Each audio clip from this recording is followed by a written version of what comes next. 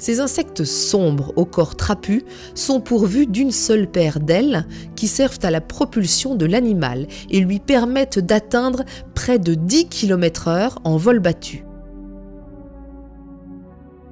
En été, la population des mouches augmente considérablement. Elles apparaissent souvent brusquement, par groupes plus ou moins nombreux, alors que rien ne laissait présager leur arrivée. Pourquoi ces apparitions sont-elles si subites? Les milliers d'œufs pondus par les femelles, qui ont été attirés par des odeurs de putréfaction, ont éclos et donné naissance à des milliers d'asticots, les larves des mouches.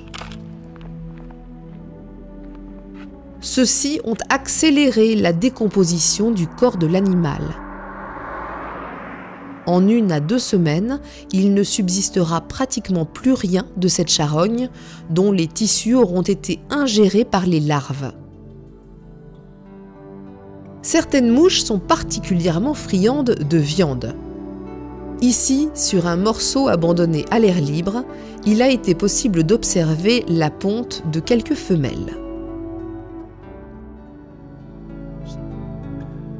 Lorsque la température est clémente, les œufs éclosent en 24 à 48 heures après la ponte.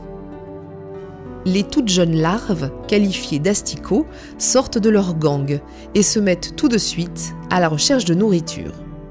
Au dernier stade de sa vie larvaire, l'asticot cesse de s'alimenter, s'immobilise et se recouvre en quelques dizaines de minutes d'une carapace rigide qui va prendre la forme d'un petit tonneau.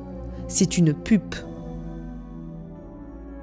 Mais tout à coup, cette minuscule boîte va s'ouvrir, un peu comme une boîte de conserve, et laisser s'échapper un nouvel organisme, pourvu de pattes et d'yeux immenses, une mouche adulte, pas encore prête à s'envoler, car ses ailes auront d'abord besoin de se déployer et de sécher.